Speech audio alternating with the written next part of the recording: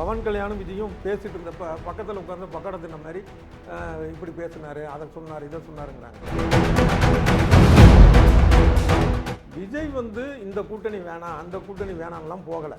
விஜய் கூட கூட்டணி சேர எந்த ஒரு பெரிய கட்சியும் தயாராக இல்லை. இப்போ அவங்களாம் ஆதரவு நான் சொல்லியிருக்கேன் 90 சீட்டு அப்படிங்கிற மாதிரி இருந்தால் அப்போ அதிமுக 100 தொகுதியில் போட்டுடுமா? தாவேக கட்சி பெரிய அளவு வளர்ந்துடும், இது ஆட்சியை பிடிச்சிரும் அப்படிங்கிற இடத்துல யாரும் உள்நோக்கம்னா தாவேகாவை அழிக்கணுன்ற எண்ணமா இல்லை மற்ற கட்சிகளை வளர்க்கின்ற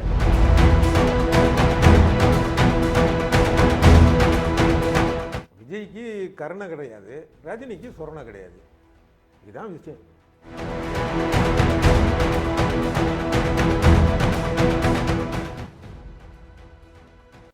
பை தி பீப்பிள் நேயர்களுக்கு வணக்கம். தற்போது நம்மிடம் பத்திரிகையாளர் டிவி சோமு இருக்கிறார், அவரிடம் பேசலாம். வணக்கம் சார். வணக்கம் சார். ஒரு தேர்தல் தேதி வேறு அறிவிச்சிட்டாங்க, அரசியல் ரொம்ப பரபரப்பாக போய்கிட்டு இருக்கு. இந்த சூழலில் ரொம்ப எதிர்பார்ப்புன்றது தாவேகா வந்து எந்த கூட்டணிக்கு போகும்ன்ற மாதிரியான ஒரு எதிர்பார்ப்பு இருந்துச்சு. ஊடகங்கள் எல்லாமே தாவேகா வந்துட்டு என்டிஏ கூட்டணிக்கு போகுது, பவன் கல்யாண் பேசுகிறாரு, கிட்டத்தட்ட முடிவாயிருச்சு, துணை முதல்வர் 60 சீட்டு 80 சீட்டு சொல்லிட்டு ஒவ்வொரு சேனலுமே ஒவ்வொரு கணக்கு கால்குலேஷன் போட்டுக்கிட்டே இருந்தாங்க. ஆனால் அது எல்லாம் உடைக்கிற மாதிரி தற்போது வந்து தாவேகா வந்து 234 தொகுதியிலும் தனித்து தான் களம் காணப்போகுதுன்னு சொல்லிட்டு ஆதவ அர்ஜுன் அவர்கள் சமீபத்தில் பேசியிருக்காரு. நீங்கள் கூட தொடர்ந்து என்டிஏ கூட்டணியில் விஜய் கூட பேச்சுவார்த்தை நடத்தலை அப்படின்றத நீங்கள் தொடர்ந்து முன் வச்சுட்டே இருந்தீங்க. எப்படி சார் பார்க்குறீங்க இதை? ஆமாம், நான் ஆரம்பத்துலேருந்து சொல்லிட்டு இருக்கேன். நான் இந்த விஷயம் வந்து என்னன்னா, இந்த என்டிஏ கூட்டணிக்கு தாவேக போகுது அப்படிங்கிறது என்னென்னா, ஊடகங்களாக அது மாதிரி சேர்த்து வச்சு இப்போ ஊடகங்களாக பிரிச்சிருக்கிறாங்க. இந்த சினிமா கிசு வரும்ல, இந்த நடிகரும் நடிகையும் வந்து காதல் பண்ணுறாங்க, ரகசியமாக கல்யாணம் பண்ணிக்கிட்டாங்க, அப்புறம் அவங்க பிரிஞ்சுட்டாங்க அப்படின்னு எல்லாமே இவங்களே எழுதுவாங்க. உண்மையிலே அவங்க வந்து காதலிச்சிருக்கவும் மாட்டாங்க, கல்யாணம் பண்ணியிருக்கவும் மாட்டாங்க, பிரிஞ்சிருக்கிறதுக்கான வாய்ப்பு இல்லையா? கல்யாணம் பண்ண விற்பனைக்கு ஒரு பரபரப்புக்கு இல்லை, இவங்களுக்கு தெரிஞ்ச தகவலுக்கு இது உண்மைதான் போல இருக்குது அப்படின்னு. இது நான் ஆரம்பத்திலேருந்தே சொல்லிட்டு இருக்கேன். இந்த என்டிஏ கூட்டணியில் வந்து பேசலை அப்படிங்கிறது. இதுக்கு முன்னாடி காங்கிரஸ் கூட்டணியிலையும் அந்த மாதிரி பேச்சுவார்த்தை நடக்கலைங்கிறதையும் நான் சொன்னேன். என்ன காரணம் அப்படின்னா, இந்த பெருசாக சொல்கிறாங்களே எனக்கு அந்த சோர்ஸ் சொன்னிச்சு, இந்த சோர்ஸ் சொன்னிச்சு. இந்த இப்போ கூட பார்த்தீங்கன்னா பவன் கல்யாண் விஷயத்தில் பவன் கல்யாணும் விஜயும் பேசிகிட்டு இருந்தப்போ பக்கத்தில் உட்காந்து பக்கடத்தின மாதிரி இப்படி பேசினார், அதை சொன்னார், இதை சொன்னாருங்கிறாங்க. நான் அப்போலேருந்து இப்போ வரைக்கும் சொல்கிறதுக்கான காரணம் என்ன அப்படின்னா, விஜய் வந்து இந்த கூட்டணி வேணாம், அந்த கூட்டணி வேணாம்லாம் போகலை. விஜய் கூட கூட்டணி சேர எந்த ஒரு பெரிய கட்சியும் தயாராக இல்லை. என்ன காரணம் அப்படின்னா, இவங்களுக்கு தொகுதிக்கு 1500லேருந்து 5000 ஓட்டுக்கு மேலே வராது. இதுதான் யதார்த்தம். பெரிய ஒரு ரசிகர் பட்டம் வச்சிருக்காங்க சார், இல்லை குறைத்து மதிப்பிடுறீங்களே? நிச்சயமாக அதுக்கு மேலே வர அதி தீவிர ரசிகர்கள் மட்டும், ஒவ்வொருத்தரும் ஒரு கட்சி சார்பில் இருப்பான். அதி தீவிர ரசிகராக இருக்கக்கூடிய ஆட்கள் தான் வந்து ஓட்டு போடுவானே தவிர எல்லாருங்கிறது கிடையாது சார். ஒவ்வொரு வீட்லேயும் ஒரு விஜய் இருக்கிறாரு, ஒரு விஜய் இருக்காரு, விஜய் அவர்கள் மேடைதோறும் சொல்லிட்டு இருக்காரு. ஆனால் நீங்கள் ரொம்ப தீவிரமாக இருந்தால் ஓட்டு போடுவான்னு சொல்கிறீங்களே. சரி, அப்போ அதாவது ஒவ்வொரு வீட்லேயும் ஒரு விஜய் இருக்காருன்னா தாவேக்காரங்களுக்கு மட்டும் 2 ஓட்டு கொடுத்தாங்கன்னு வச்சிங்களேன், ஓரளவு ஓட்டு வரும். ஆனால் ஒருத்தருக்கு ஒரு ஓட்டு தான் நம்ம நாட்டில் உலகம் முழுக்க அதுதான். அதனால் வாய்ப்பு இல்லை. ஒன்று. இன்னொன்று, அவங்க சொல்கிற மாதிரியே வச்சிங்க, அந்த மாதிரி இருக்க வாய்ப்பே கிடையாது. ஒவ்வொரு வீட்லேயும் ஒரு விஜய் அப்படிங்கிறலாம் கிடையாது. ஒரே நபர் பல பேர் படங்களை ரசிப்பான். ஒன்று. சரி, அதை உண்மைன்னு வச்சுக்குவோம், அதை லாஜிக்குன்னு வச்சுக்குவோம், கற்பனையா. அப்போ ஒவ்வொரு வீட்டிலையும் ஒவ்வொரு சிவகார்த்திகேயன் இருப்பான்ல, அதாவது சிவகார்த்திகேயனுடைய ரசிகர் இவர் பாணியில். கண்டிப்பாக அவன் விஜய்க்கு எது தானே போடுவான். ஏற்கனவே துப்பாக்கிலாம் கொடுத்தாரு ஒரு படத்தில். அதுக்கப்புறம் பராசக்தி படம் வந்தப்போ இவர் ஜனநாயகம் படம் வரலப்போ முட்டி மோதிக்கிச்சா, அவன் போடுவான்.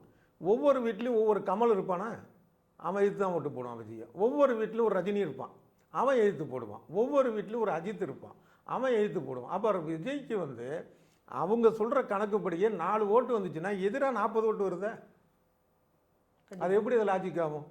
அதனால் 1500லேருந்து 5000க்குள்ளே தான் தொகுதிக்கு விஜய் நிற்கிற தொகுதியில் சட்டமன்ற தொகுதிக்கேவா? ஒவ்வொரு சட்டமன்ற தொகுதிக்கும் இதுதான் நான் எல்லாத்துலேயும் சொல்லிட்டு இருக்கேன். யதார்த்தம் இதுதான். இந்த கருத்து கணிப்புன்னு சொல்கிறாங்கல்ல, கருத்து கணிப்புங்கிற மாதிரி ஒரு மோசடி எதுவுமே கிடையாது. உலகத்தில் யார் நடத்துகிற கருத்து கணிப்பாக இருந்தாலும் அது மோசடி தான், முட்டாள்தனம் தான். என்ன காரணம் அப்படின்னா, இந்த கருத்து கணிப்புங்கிறத முதல்ல உருவாக்குனவர் 1936 அமெரிக்காவில் ஜான் கேலப் அவர் தான் உருவாக்குனது. இந்த மாதிரி வந்து ஒரு தொகுதியில் 2 லட்சம் பேர் இருக்கான் அப்படின்னா நம்ம வந்து ஒரு சாம்பிள் ஒரு டென்டேட்டிவாக எடுப்பாங்க. ஒரு 10% பேர் எடுப்போங்கிறது தான் கருத்து கணிப்புங்கிறத உருவாக்குனார். அந்த தேர்தலில் அவர் சொன்ன வேட்பாளர் அதிபர் ஜெயிச்சிட்டாருன்னொன்னே அவருக்கு ஒரு மவுசு வந்துருச்சு. அதுதான் ஜான் கேலப்புடைய ஃபார்முலாம்பாங்க. அதை தான் இன்றைக்கி உலகம் முழுக்க பின்பற்றுறாங்க. ஆனால் அந்த ஜான் கேலப்பு அடுத்தடுத்தது சொன்ன பல கருத்து கணிப்பு தோல்வி அடைஞ்சிருக்கு. ஒரு விஷயம்.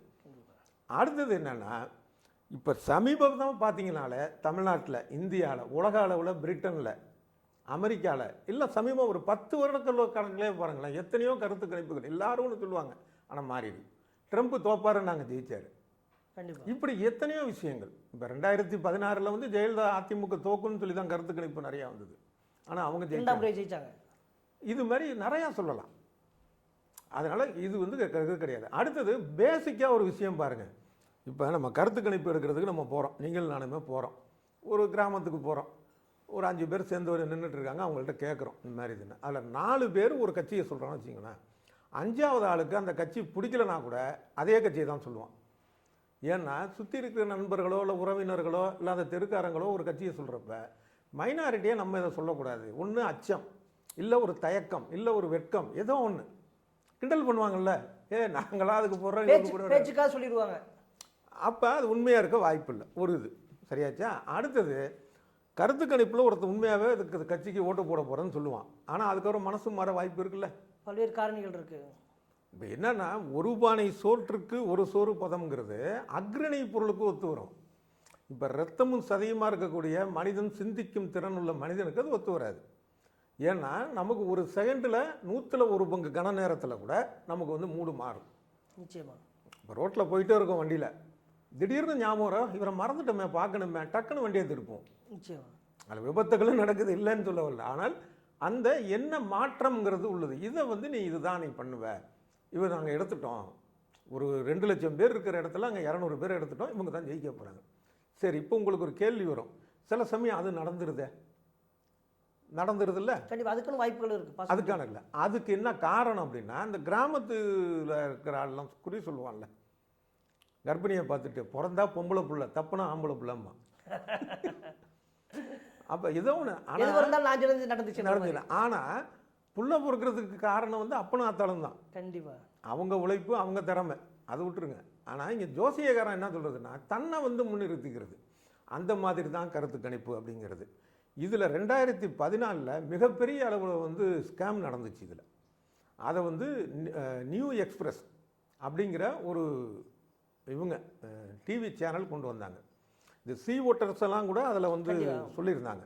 ஆனால் சி ஓட்டர்ஸில் சொன்னாங்க, இல்லை அதை எடிட் பண்ணி போட்டாங்க எங்கள் வீடியோவை, அதாவது பணம் கொடுத்தா நாங்கள் மாற்றி சொல்கிறோன்னு சொன்னாங்க அப்படின்னு இவங்க ஒளிபரப்புனாங்க. இவங்க வந்து என்ன பண்ணாங்கன்னா, இல்லை அவங்க எடிட் பண்ணி போட்டாங்க. அப்புறம் நீதிமன்றத்துக்கெல்லாம் போச்சு. நம்ம நாட்டு நீதிமன்றம் தான் தெரியுமே, அது ஒன்றும் இல்லாமல் போயிடுச்சு. அது வேறு விஷயம். இப்படி எந்த வகையில் பார்த்தாலும் இது வந்து கருத்து கணிப்பு நம்பத்தகுந்தது இல்லை. இந்த தேர்தலுங்கிறது ஒரு பெரிய காமெடி. இப்போ தொடர்ந்து ஆரம்பத்திலேருந்து விஜய் அவர்கள் கட்சி ஆரம்பத்திலேருந்து சொன்னதுலேருந்து பல்வேறு கருத்து கணிப்புகள் என்ன சொல்கிறாங்கன்னா, விஜய் அவர்களுக்கு குறைஞ்சபட்சம் 15லேருந்து 20% வாக்கு வங்கி இருக்குன்னு சொல்கிறாங்க. இப்போ உங்களோட கருத்து கணிப்பு பார்த்தா, நீங்கள் கால்குலேஷன் வச்சுருப்பீங்களா, அப்படி பார்த்தா எவ்வளோ இருக்கும் சார் நினைக்கிறீங்க சார்? இல்லை, நான் அந்த கருத்து கணிப்புங்கிறதுல எனக்கு நம்பிக்கை இல்லை ஒன்று. ஆனால் என்னுடைய என்ன ஓட்டம், எத்தனை வருட பத்திரிகை அனுபவம் இருக்குது, இந்தியா முழுக்க நான் போயிருக்கிறேன், பல்வேறு தேர்தல் களத்துக்கு நான் போய் செய்தி சேகரிச்சிருக்கிறேன்.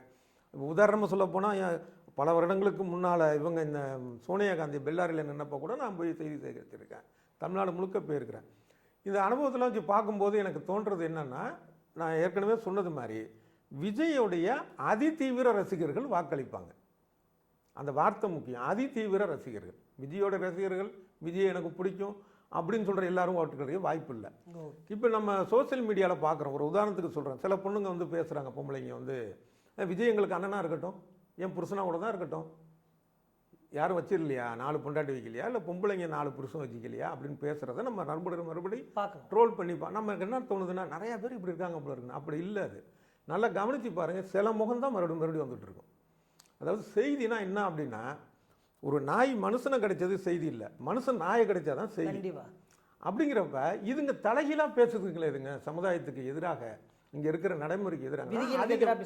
அப்போ அது அடிக்கடி ட்ரோல் ஆகுறதுனால அது ஏதோ நிறையா பேசுகிற மாதிரி தோணுது. இவங்க பெர்சன்டேஜ் கம்மி. இப்படி அதுக்காக இப்போ நான் அந்த கட்சியில் இருக்கிற எல்லாரையும் நான் அப்படி சொல்லலை. அதனால் அதில் அந்த மாதிரி ஆட்களும் இருக்கிறாங்கங்கிறது சோசியல் மீடியா மூலமாக தெரிய வருது. வருத்தமான ஒரு விஷயம் அது. அதனால் விஜய்க்கான வாக்குங்கிறது இந்த ஊடகங்கள் ஊதி பெருக்கிற அளவுக்கு இல்லை. இது அரசியல் கட்சி எல்லாருக்கும் தெரியும். அதனால தான் காங்கிரஸ் வந்து ஒரு ஆட்டம் காமிச்சிட்டு அவங்க போயிட்டாங்க.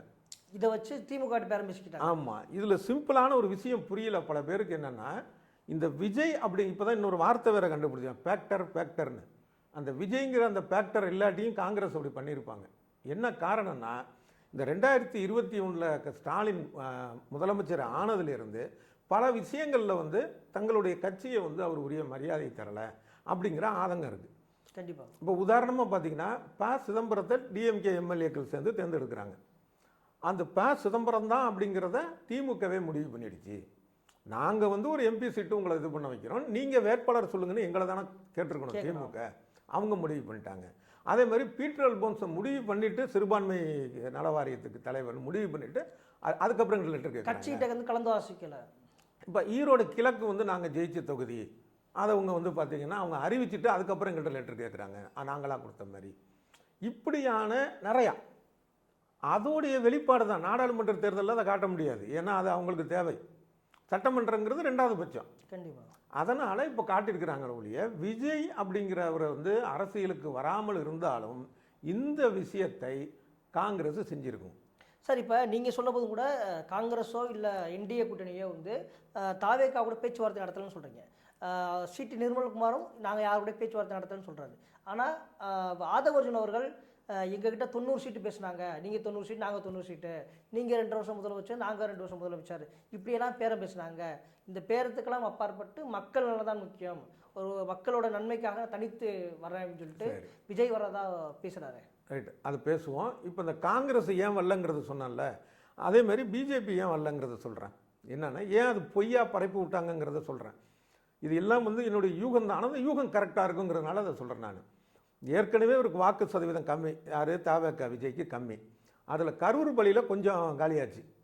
அடுத்து அவங்க மனைவியோட விவாகரத்து மனுவை வந்து பார்த்துட்டு மேக்சிமம் காலியாகிடுச்சு. ஏன்னா விவாகரத்து தனிப்பட்ட விஷயம், மியூச்சுவல் அண்டர்ஸ்டாண்டிங்கில் அவங்க பேருந்தாங்கன்னா நம்ம அதை பற்றி பேச வேண்டியதே இல்லை. குறிப்பிட்ட விஷயம், அதாவது நடிகை கூட தொடர்பு வச்சுடுது, என்ன வந்து தனிமைப்படுத்தினது, தாம்பத்திய உறவுலேருந்து விலகி நின்னது, பணம் செலவு பண்ண முடியாமல் தடை பண்ணது, இது ஒன்று. அடுத்த மனுவில் வந்து என்ன சொல்லியிருந்தாங்க, வீட்டுக்குள்ளே உடலைன்ட்டு. இது இவங்க நீதிமன்றத்தில் சொல்லாமல் போலீஸ் ஸ்டேஷனில் சொல்லியிருந்தாங்கன்னா இவங்க போக்சோ சட்டத்தில் ஜெயிலுக்கு போகணும் விஜய், அந்த மாதிரியான ஒரு குற்றச்சாட்டு. ஸோ இதனாலலாம் வந்து இன்னும் மிச்சம் மீதியும் போயிடுச்சு. இதை தவிர கொஞ்சம் யோசனை பண்ணால என்டிஏல பேசியிருக்க மாட்டாங்கிறத நம்ம தெரிஞ்சுக்கலாம். என்ன தெரியுமா காரணம்? என்டிஏ ஏற்கனவே ஹவுஸ்ஃபுல். ஏடிஎம்கே, பாமக, பாஜக, அமமுக ஒரு சின்ன அதுக்கு அடுத்த ரேஞ்சில் உள்ளது. இது தவிர சின்ன சின்ன கட்சி, புதிய நீதி கட்சி மாதிரியான கட்சிகள் இருக்குது. அங்கே 234க்கும் கரெக்டாக இருக்குது சீட்டு. இப்போ இவர் எதிர்பார்க்குறதா சொல்கிறாங்கல்ல, 70 சீட்டு 90 சீட்டு. இப்போ அவங்களாம் ஆதவர்ஜி நான் சொல்லியிருக்கிறாரு 90 சீட்டு அப்படிங்கிற மாதிரி இருந்தால், அப்போ அதிமுக 100 தொகுதியில் போட்டிடுமா? மெஜாரிட்டியை விட கம்மியா? அதான் நீங்கள் 90 நான் 90 அப்படின்னு பேசுகிறாங்க. அதை வந்து அதிமுக தொண்டர் ஒத்துக்குவாங்களா? அவங்க பாரம்பரியம். நாங்கள் ஒரு சின்ன சின்ன கிராமத்தில் கூட ஒரு கிளை கழகம் இருக்கிறது தமிழ்நாட்டில் 2 கட்சி தான், திமுக அதிமுக. இல்லை, அவர் அதிமுகன்னு சொல்லாமல் பொதுவாக சொல்கிறாரு. ஒருவேளை காங்கிரஸ் அதுக்கே போகலை. இல்லை, காங்கிரஸ் கூட அப்படி பேசிருக்கலாம்ல. இல்லை, காங்கிரஸ் கதை தான் முடிஞ்சு போச்சு. அதுதான் அவங்க போய் செட்டில் ஆகிட்டாங்களே. இப்போ ஏன் அதை பற்றி பேசுகிறாரு? அந்த கதை விட்டது அப்போ. இப்போ கதை விடுறது வந்து என்டிஏ கதை. ஆக இந்த என்டிஏ கதையும் வந்து எந்த விதத்தில் லாஜிக் இல்லை. ஆக இது முழுக்க போய். இதில் இன்னொரு விஷயம், ஒரு வாரமாக ஓடிட்டு இருக்கு பவன் கல்யாண் விஜய் பேசினாருன்னு. அது பொய் அப்படிங்கிறது தொடர்ந்து நான் சொல்லிட்டு தான் இருக்கிறேன். பவன் கல்யாணம் சொல்கிறாரு, அதை தான் வர்றேன். ஆனால் பவன் கல்யாண் சொல்கிற வரைக்கும் விஜய் ஏன் மௌனமாக இருக்கணும்? ஒரு அரசியல் கட்சி தலைவர், எலெக்ஷனில் நிற்க போகிறவர், இல்லைங்க நாங்கள் தனித்து தான் சொல்லியிருக்கணுமா இல்லையா? அப்போ என்னன்னா, இப்படி வந்து நம்மளை எல்லாரும் ஒதுக்குறாங்க, நம்மள்ட்ட செல்வாக்கு இல்லைன்னு எல்லாருக்கும் தெரிஞ்சு போச்சு. இந்த சூழலில் ஏதோ ஒரு ஃப்ளூக்கில் அடித்த மாதிரி இந்த ஊருக்கு ஏலத்தை ஏற்றி விடுவாங்கல்ல, அவங்க ஆட்களை வச்சு ஏலத்தை ஏற்றி அந்த மாதிரி வந்து கரெக்டாக சொன்னீங்க. அந்த இதுதான் அவங்க தான் இந்த யூகத்தை கிளப்பி விட்டது வதந்தியை, இது பரவட்டுமே அப்படின்னு. ஆனால் முதல் நாள் நைட்டு வந்து பவன் கல்யாண் சொல்கிறாரு, மறுநாள் காலையில் இவர் சொல்கிறார், இவர் தரப்பு விஜய் தரப்புலேருந்து ஒருத்தர் சொல்கிறாரு நாங்கள் கூட்டணி இல்லை. அப்போ அது எவ்வளவு அசிங்கம்! அது பவன் கல்யாண் பேசுறதுக்கு முன்னாடியில் சொல்லியிருக்கணும், இந்த வதந்தி பரவுற பேரில் சொல்லியிருக்கணும். ஓடுற வரைக்கும் ஓடட்டும், இதை பார்த்துட்டு வேறு யாராச்சும் வந்துட மாட்டானா? என்னடா என்டிஏவே பேசுகிறாங்க போல இருக்குன்னு. இல்லை ஆக தங்களுக்கு வந்து எந்தவித செல்வாக்கும் இல்லைங்கிறது நல்லா தெரியுது. இல்லை இப்போ விஜய் அவர்கள் கட்சி ஆரம்பிக்கும் பொழுது கூட்டணி ஆட்சி தான், நீங்கள் கூட கூட்டணிக்கு வந்தால் கண்டிப்பாக ஆட்சியில் பங்கு அதிகாரத்தில் பங்குன்னு சொன்னார். ஆனால் எந்த கட்சியிலும் போகலை. ஸோ இப்போ நம்ம தனித்து விடப்பட்டோன்ற மறைக்கிறதுக்காக இது போன்ற வேலைகளை இவங்களுக்குள்ளே பண்ணிக்கிறாங்களா? இவங்க தொடர்ந்து அதான் பண்ணிட்டு இருக்கிறாங்க.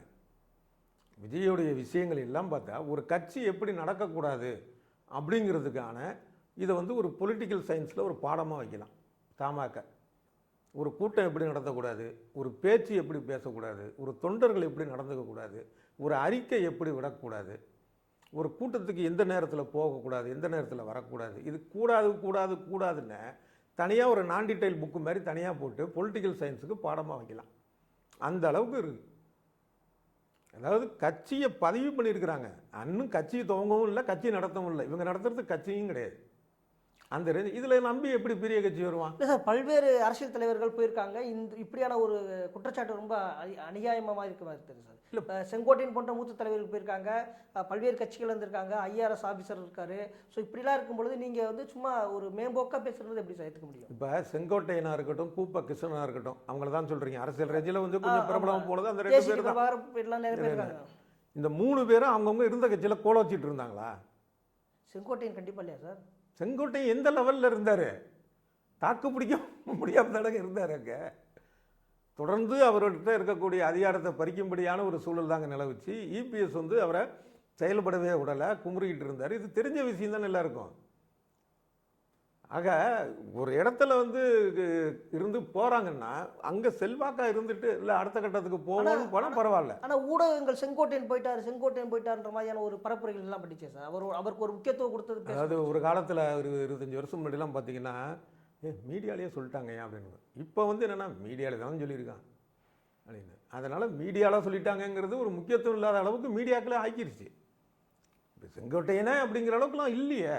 இப்போ நமக்கு செங்கோட்டைக்கு என்ன சண்டையாகும்பா? யதார்த்தத்தை சொல்கிறேன், உங்களுக்கும் தெரியும் செங்கோட்டை எந்த லெவலில் இருந்தார், அவருக்கு என்ன செல்வாக்கு. இல்லை இவர் வந்து தாவேக்காவுக்கு போனதுக்கப்புறம் இவருக்கு பின்னாடி எத்தனை பேர் போனாங்க, இல்லை கூப்பகிருஷ்ணனுக்கு பின்னாடி எத்தனை பேர் வந்தாங்க, ஜேசிடி பிரபாகரன் வந்ததுக்கப்புறம் எத்தனை பேர் வந்தாங்க, அது ஒரு பக்கம். இன்னொரு பக்கம் ஐஆர்எஸ்க்கு வந்துட்டார், ஐஏஎஸ் வந்துட்டாருன்னா அவங்க பின்புலம் என்ன, அவங்கள அனுப்பிச்சது பாஜகவா, இந்த கேள்விகள் இருக்குங்க.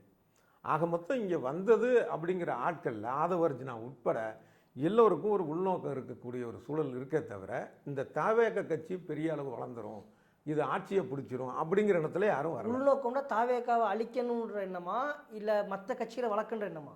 இப்போ ஆதவர்ஜினாவாக இருக்கட்டும், இல்லை வந்து பாஜக வந்து அனுப்பி வைக்கப்பட்டதாக சொல்லக்கூடிய ஆட்களாக இருக்கட்டும், அவங்க வந்து என்னென்னா இவர் கண்ட்ரோலில் வச்சுக்கணும் அப்படிங்கிறதுக்கான ஒரு மனநிலையாக தான் இருக்குங்கிறது தான் அவங்க செயல்பாட்டிலேருந்து தோணுது.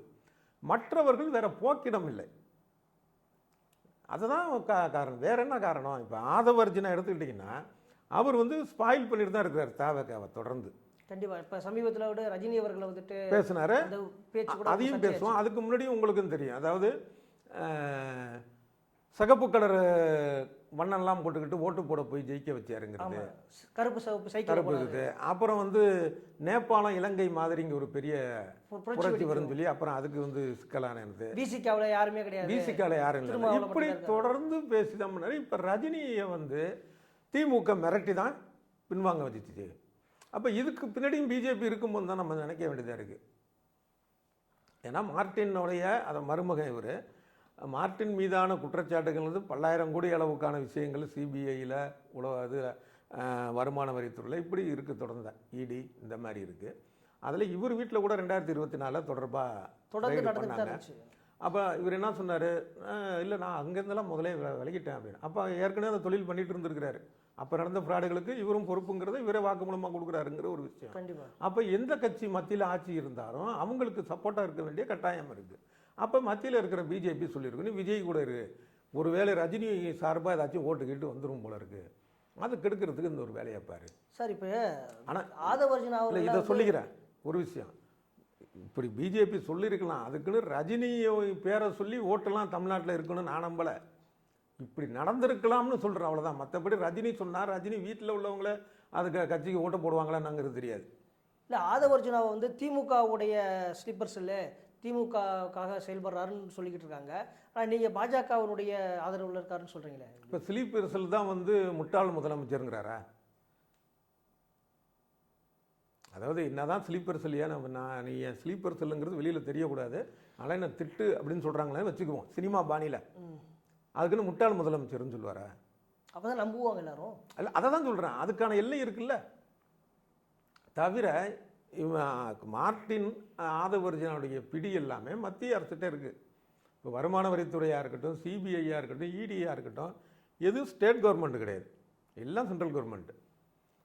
இப்போ அவங்களுடைய சொல்படி தான் அவர் கேட்க வாய்ப்பு இருக்கே தவிர திமுக ஒரு மாநில அரசு சொல்கிறத ஏன் கேட்கணும்? இங்கே மாநில அரசில் கட்டுப்பாடு தானே அவர் இருக்காரு. இப்போ தமிழ்நாட்டுக்குள்ளே வந்து முடிவெடுக்கக்கூடிய அதிகாரம், ஆட்சி பண்ணக்கூடிய அதிகாரம் திமுக தானே இருக்குது. ஏங்க இந்தியாவில் எங்கே இருந்தாலும் ஈடினா அது மத்திய அரசு தான், இன்கம் டேக்ஸ்னா மத்திய அரசு தான். ஈடி ஓகே, என்ன நடவடிக்கை எடுக்க முடியும்? இல்லை இப்போ திமுக நினச்சா அதை ஒரு மேலே வழக்குகள் போட முடியாதா? இங்கே இருக்கிற வருமான வரி இருக்குது, மற்றபடியான பிரச்சனை. வருமான வரி எங்கே தமிழ்நாடு கவர்மெண்ட் எங்கே இருக்குது? தமிழ்நாடு ஸ்டேட் கவர்மெண்ட் வருமான வரிலாம் கிடையாது, முழுக்க முழுக்க சென்ட்ரல் கவர்மெண்ட் தான். நினைத்தால் சென்ட்ரல் கவர்மெண்ட்டு தான் அடக்க முடியும், ஸ்டேட் கவர்மெண்ட்டு ஒன்றும் பண்ணவே முடியாது. இவங்கள்ட்ட இருக்கிறத வச்சுட்டு அதிகாரம் வந்து முழுக்க அவங்கள்ட்ட தான் இருக்குது. அது சிபிஐயாக இருக்கட்டும், இடியாக இருக்கட்டும், வருமான வரித்துறையாக இருக்கட்டும், அவங்க நடத்துட்டு தான் நடக்கும். அதை வச்சு தான் அவங்க பண்ணிகிட்டு இருக்கிறாங்க. சென்சார் போடும் போத கொண்டு சென்ட்ரல் கவர்மெண்ட்டு ஜனநாயகம் படத்துக்கு அதான் இழுக்கடிக்கிறது. இப்படி எல்லாத்துலேயும் போட்டு இது என்ன காரணம்னா விஜயை கூட்டணி இழுக்கிறதுக்காக இதை பண்ணலை.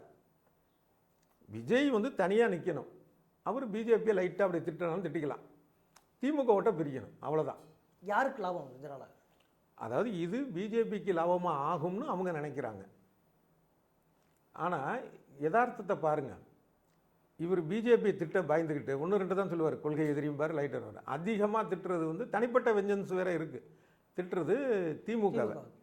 அப்படி இருக்கும்போது திமுகவை பிடிக்காதவங்க இந்த பக்கம்தான் போடணும்னு நினைப்பாங்க, என்டிஏ கூட்டணி. அவங்க ஓட்டு தான் பிரியும். இவங்க நினைக்கிற மாதிரி திமுகவுக்கு வரக்கூடிய ஓட்டை இவர் பிரிக்கிறாரா, இல்லை திமுகவுடைய எதிர்ப்பாளர்களும் அந்த வாக்காளர்கள் இருக்காங்கல்ல அவங்க ஓட்டை பிரித்து வாங்க போகிறாராங்கிறது ரிசல்ட்டுக்கு அப்புறம். சார் இப்போ இந்த பிரிக்கக்கூடிய ஓட்டு யாருக்கு சாதகமாக யார் ஆட்சிக்கு வருவாங்கன்னு நினைக்கிறீங்க? இல்லை அதாவது ஒவ்வொரு தேர்தலையுமே நான் சொல்கிற ஒரு விஷயம் வந்து என்னென்னா, இங்கே அதை கணிக்கவே முடியாது. ஏன் அப்படின்னா இங்கே இருக்கிற தேர்தல் முறை எப்படி ஒரு ஓட்டில் வந்து மாறிடும். இல்லை சார், இப்போ நீங்கள் சொல்கிற மாதிரி திமுக எதிர்ப்பு ஓட்டுகளை விஜய் அவர் பிரிக்கும் பொழுது ஆட்டோமேட்டிக்காக திமுக தான் ஆட்சிக்கு வரும். இல்லைங்க, இது பிரிக்கிறதுக்கான வாய்ப்பு இருக்குது. அதே நேரத்தில் ஒரு ஓட்டில் மாறக்கூடிய சூழல் இந்தியாவில் உள்ள தேர்தல் முறை இருக்குது. இதில் விகிதாச்சார முறைன்னு ஒன்று இருக்குது. அது ஒரு கட்சி வாங்குகிற சதவீதத்துக்கு ஏற்ற எம்எல்ஏவோ எம்பியோ கிடைப்பாங்க.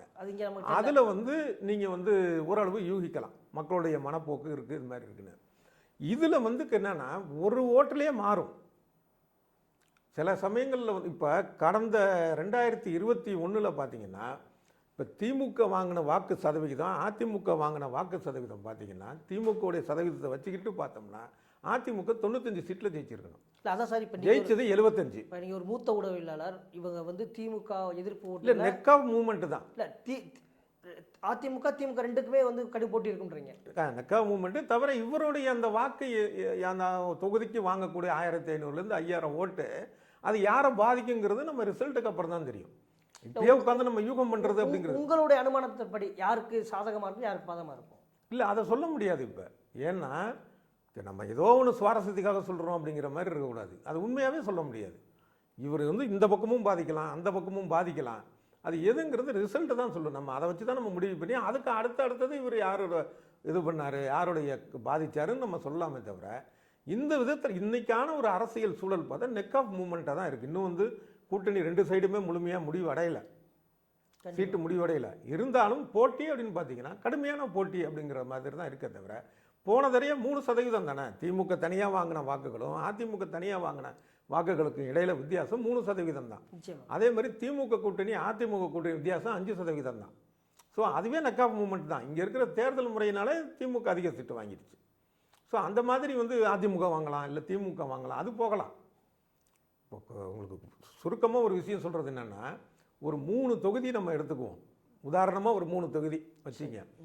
அந்த 3 தொகுதியிலையுமே திமுக வந்து 2 ஓட்டு வாங்குதுன்னு வைப்போம். 3 தலா 2. ஓகே. அதிமுக வந்து 2 தொகுதியில் ஒரு ஓட்டு வாங்குது, இன்னொரு தொகுதியில் 8 ஓட்டு வாங்குது. அப்போ யாருக்கு எத்தனை தொகுதி கிடைக்கும்? திமுக 2 தொகுதி 2. அதிமுக ஒரு தொகுதி ஜெயிச்சா அறிவிக்கப்படும் இப்போ இருக்கிற முறையில். ஆனால் அதிக வாக்கு யார்? அதில் ஒரு அதிமுக 8, இதில் ஒரு 2, 10 ஓட்டு வாங்கி ஒரு சீட்டு அதிமுகவுக்கு, 6 ஓட்டு வாங்கி 2 சீட்டு திமுகவுக்கு. இங்கே இருக்கிற தேர்தல் முறையில் உள்ள இதனால தான் பெரிய கட்சிகள் எல்லாம் சின்ன சின்ன கட்சிகளை பார்த்து கூட பயப்படுறது. அந்த ஒரு ஓட்டில் மாறி போயிருமே, ஒரே தொகுதி ஒரு 4 தொகுதியில் அள்ளி குவியும் ஓட்டு, இன்னொரு 40 தொகுதியில் டவுன் ஆச்சுன்னா ஒட்டுமொத்த கணக்கில் பார்த்தா ஓட்டு நிறையா வந்திருக்கும், கண்டிப்பாக தொகுதி கிடைக்காது. அதனால தான் சின்ன சின்ன கட்சிகள்லேருந்து சுயேட்சை ஒன்றும் இல்லை. ஒரு தொகுதியில் ஒரு சுயேட்சையாக நிற்பான், அவனுக்கு ஒரு 100 ஓட்டு தான் விழுவும். அவன் இருக்கிற அக்கம் பக்கத்து வீட்டுக்கு இல்லை சொந்த பந்தம் நெருங்கின ஆட்கள் ஒரு 100 பேர் ஓட்டு போடுவான்.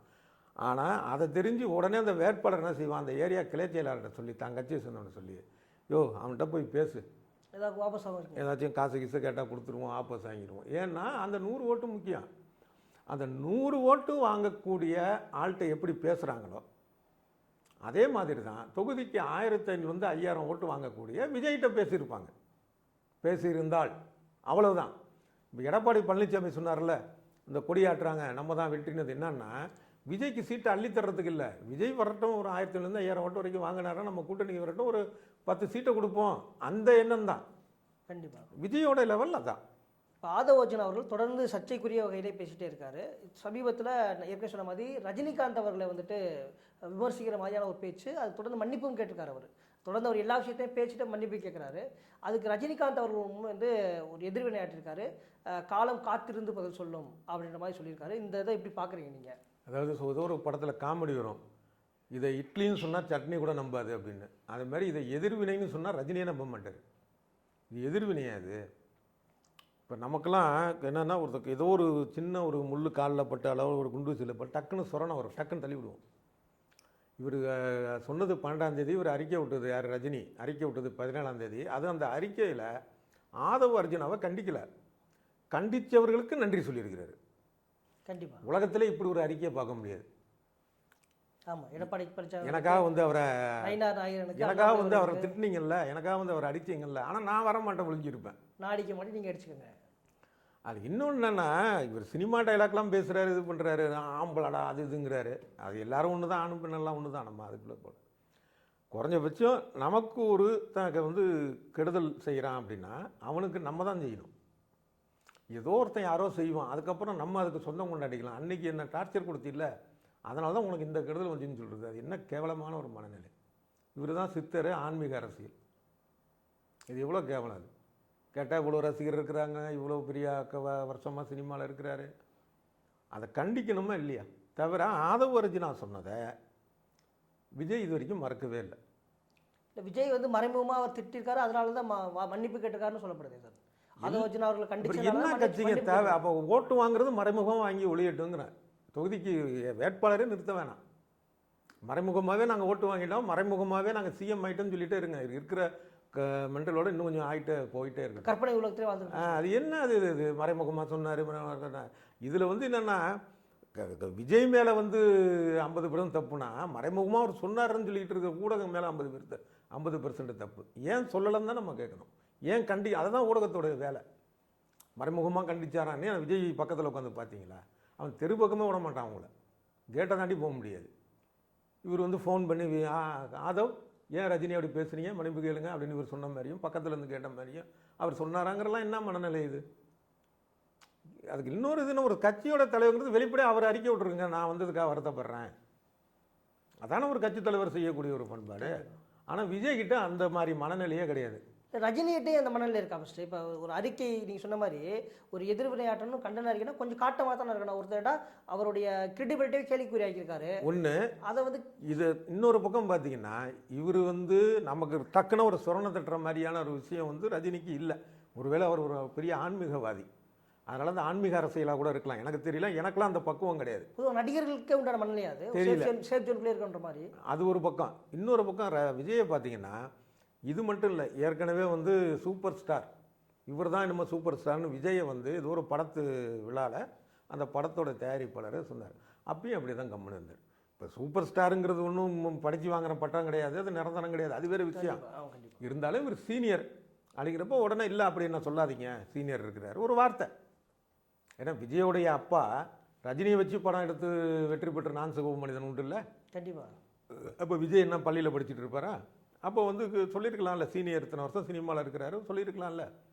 அந்த எண்ணமே, அதாவது கருணையே இல்லாமல் போட்டு அடிக்கிறது ஒன்று வாய்ப்பு இருந்துச்சுன்னா. அப்போ ஆனால் பதிலுக்கு ரஜினி மிகப்பெரிய ராஜதந்திரி. அந்த படத்தில் ஒரு பாட்டு வச்சாரு பாருங்க, குட்டி சுவத்தை எட்டி பார்த்தா 100 பேர் சாக ரெடி. ஏண்டா நீங்கள் 2 பேரும் சூப்பர் ஸ்டார் படத்தாலையும் நாங்கள் சாகணுமா? இப்போ 2 பேருமே எவ்வளோ கேவல பிறவிகள். இதுங்களை தான் பெரிய பில்டப்பாக பிரம்மாண்டமாக நம்ம நினச்சிக்கிட்டு அந்த மக்கள் நினச்சிட்டு இருக்கு. அது எவ்வளோ பெரிய தப்பு. அப்புறம் ஒரு குட்டி கதை வேற சொன்னார், காக்கா கழுகு. என்ன 2 பேரும் கேவலங்கிறேன். விஜய்க்கு கருணை கிடையாது, ரஜினிக்கு சொரணை கிடையாது. இதுதான் விஷயம். சார் இப்போ இந்த ரஜினி விவகாரத்தில் எதிர்க்கட்சித் தலைவர் எடப்பாடி பழனிசாமியோட ரியாக்ஷன் ஆகட்டும், நயினார் நாகேந்திரன், அண்ணாமலை போன்றவர்கள் டக்குன்னு தாமாமன் வந்து கண்டிக்கிறது இருக்குல்ல, அது இவர் நன்றி சொல்கிறது இருக்குல்ல, ஒருவேளை ரஜினி ரசிகர்களை என்டிஏ கூட்டணி பக்கம் திருப்புறதுக்கான ஒரு முயற்சி அதெல்லாம் பார்க்கலாம். அது முதல் விஷயம், ரஜினி ரசிகர்கள்னு இருந்த ஆட்கள்லாம் வெவ்வேறு கட்சிக்கு போயிட்டாங்க. இந்த ஒருத்தர் திமுகவில் சேர்ந்து எம்எல்ஏ ஆகிட்டார் பல வருஷம் முன்னாடியே. அதுக்கப்புறம் வந்து இவர் அரசியலுக்கு வரேன்னு சொல்லிட்டு வரலனாலும் போயிட்டாங்க. இப்போ தஞ்சாவூரில் மாவட்ட தலைவராக ரொம்ப அதிதீவிர ரசிகராக இருந்தார். உதாரணத்துக்காக சொல்ல, ரஜினி கணேசன் பேர், அவர் பாஜக போயிட்டார். அது மாதிரி இன்னும் சில பேர் வெவ்வேறு கட்சிகள், திமுக, அதிமுக, பல்வேறு கட்சிகள் அவங்களுக்கு பிறகு போயிட்டாங்க. இப்போ இந்த கட்சியும் சாராமல் ரஜினினால நொந்து நூலாகி இருக்கிறவங்களாம் பார்த்தீங்கன்னா அதில் வேண்டாம்ப்பா அந்த இது அப்படின்னு ஒதுங்கி இருக்கிறாங்க. அவங்கள போய் ஏன் வம்புழுக்கிறீங்க? அவங்க ஓட்டு யாருக்கு? அவங்களுக்குன்னா அப்படிலாம் ஒன்றுமே கிடையாது. ஒன்று. அடுத்தது, இந்த ஒரு நப்பாசம் இருக்கும் எல்லா கட்சிக்கும். இந்த நேரத்தில் நம்ம வந்து ரஜினியை பக்கம் பேசணும்னா ஏதோ நமக்கு ஒரு அரசியல் தேர்தல் நேரத்தில் எதை எடுத்து எங்கேருந்து ஒரு ஓட்டு 2 ஓட்டு வந்தாலும் சரி, பிச்சு இதை வந்து ரஜினி வந்து என்டிஏக்கு ஆதரவு வாய்ஸ் கொடுக்குறாரு மாதிரியான ஒரு இதில் அப்படிலாம் ஒன்றுமே இது பண்ண முடியாது. அந்த மாதிரிலாம் அவர் அந்த மனநிலையிலையும் இல்லையே. இப்போ இதை பார்த்தோன்னே ஏன்னா அதாவது எப்படி சொல்கிறது, இது நேற்று தான் சொன்னேன் டிவி டிபேட்டில். இது எப்படின்னா, இந்த அறிக்கை எப்படி இருக்குன்னா, 23ஆம் புலிகேசில் வடிவேலு ஒரு விடுகதை போடுவார், பன்றிக்கு நன்றி சொல்லி குன்றின் மேல் ஏறி நின்றால் வென்றிடலாம் குலசேகரன். அந்த மாதிரி ஒரு அறிக்கை. இதில் என்ன சொல்ல வர்றாரு, வழக்கம் போல் அப்படி தான் இருக்கும். இப்படியும் இல்லாமல் ஒரு தடவை தமிழறிவு மணியன் சொன்னார்ல ரஜினி வந்து எப்படின்னா, ஜெயலலிதாவா நல்லவராகிட்டுறே அப்படிம்பாரு. கருணாநிதி அவர் மிக நல்லவர் அப்படின்னு. அப்புறம் இன்னொருத்தர் சொன்னா அடடா அவரும் நல்லவர், இப்படி இருப்பாருன்னு கடைசியில் அவரே போய் அங்கே நின்னார். அது வேறு விஷயம். நடுநிலையாக இருக்காரு, நமக்கு எதுக்கு வம்புன்ற மாதிரி. ஆமாம், அப்படி கூட சொல்லலாம். ஆனால் நடுநிலை அப்படிங்கிறதுக்கான மரியாதை போயிடும், இதை நடுநிலைன்னு சொன்னோம்னா அப்படின்ட்டு. அதனால் இதில் வந்து ஒரு பெருசெல்லாம் எடுத்துக்க வேண்டியது கிடையாது. ரஜினி வந்து ஒரு ஒரு என்ன இது மாதிரி அவமானப்படுத்திட்டாங்க அப்படின்னு சொல்லி ஒரு உத்வேகம், அது வேகமாக அறிக்கை கொடுத்தா ஒரு காட்டம் கூட வேணாம், உரிய அறச்சீற்றம். காட்டமே வேண்டாம், அறச்சீற்றம்னு ஒன்று இருக்குல்ல, உரிய கோபங்கிறது தான் அறச்சீற்றம். அது இருந்தாலே நம்ம வந்து அவரை சப்போர்ட் பண்ணலாம். அவரே அது இல்லை. அப்படிங்கிறப்ப இதில் வந்து விஜயோ இல்லை விஜய் சொல்லி கூட அதை ஒரிஜினாக பேசியிருக்கலாம். இன்ன வரைக்கும் அவர் கண்டிக்கல. அது இப்போ 2 பேருமே தான் நான் சொன்னது போல் 2 பேரையுமே நம்ம பொருட்படுத்த வேண்டியது இல்லை. அந்த அளவுக்கு தான் அவங்க தரம் இருக்குது. நிச்சயமாக சார், உங்களுடைய நேரத்தை ஒதுக்கி உங்களோட கருத்துக்களை பயந்துட்டு ரொம்ப நன்றி சார். நன்றி.